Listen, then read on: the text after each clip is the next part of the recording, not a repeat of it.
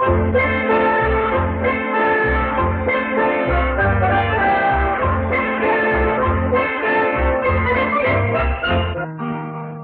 listen to my story and listen to it well. I'll tell you of a great man who served his country well. His name was Daniel Boone and he wore a coonskin hat. And his clothes were made of buckskin. Now what do you think of that?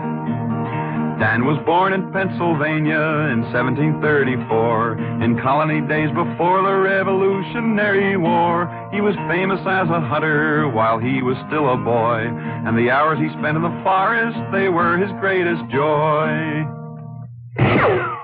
Did you hear that? That was Daniel Boone with his long rifle out hunting a bear. Listen.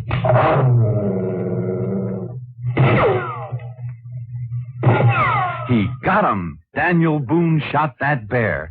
That was when Daniel was only 15 years old. Yes, Daniel Boone was the greatest hunter and explorer this country ever had.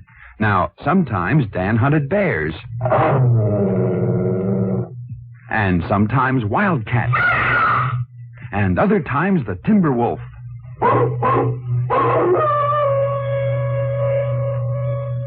Daniel Boone loved to explore, too, and he was one of the first pioneers to see the Blue Ridge Mountains and the Bluegrass region of Kentucky. Oh, Daniel knew the forest, he knew the forest well, the mountains and the rivers and where the animals dwell. He was handy with a rifle and with a hunting knife, and he loved the open spaces, the cleanest kind of life. Of course, there were other dangers in the forest in those days besides wild animals. There were Indians, and one day when Daniel was exploring a cut in the mountains where Kentucky, Virginia, and Tennessee meet, an area known as Cumberland Gap, he knew there were Indians ahead, unfriendly Indians. Quickly, Daniel turned around and silently he cut back on his own trail, but the Indians were behind him, too. Dan was surrounded. Dan fought like a wildcat, but the odds were just too great. He was captured and taken to the Indians' camp. The Indians knew Daniel's reputation, and they tied him to a tree post to prevent his escape. That night, when the Indians were asleep, Dan found a sharp piece of bark right back of where his hands were tied. Slowly and painfully, he rubbed the leather cord against the bark until at last he was free. Then, as quiet as a cat, he escaped.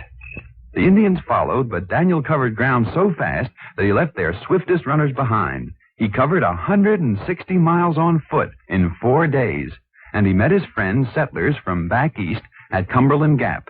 During the Revolutionary War, Dan was a major in the American Army, and his great knowledge of forestry and wood lore came in handy when he fought the British and the Indians on the British side.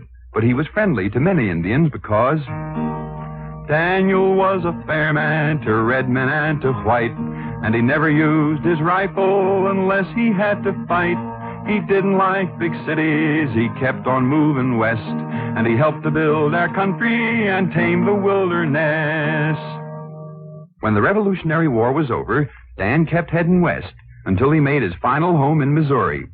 There he would sit under a tree during the day, and settlers and Indians came to him with their problems, for he was a man of great justice and simple democracy. His tree became famous as Boone's Judgment Tree.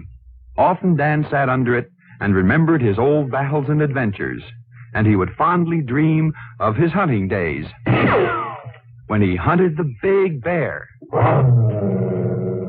and the savage wildcat and the wild timber wolf.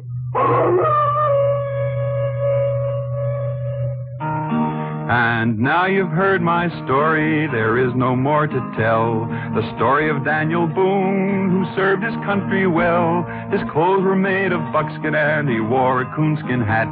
A democratic pioneer, I hope you'll remember that.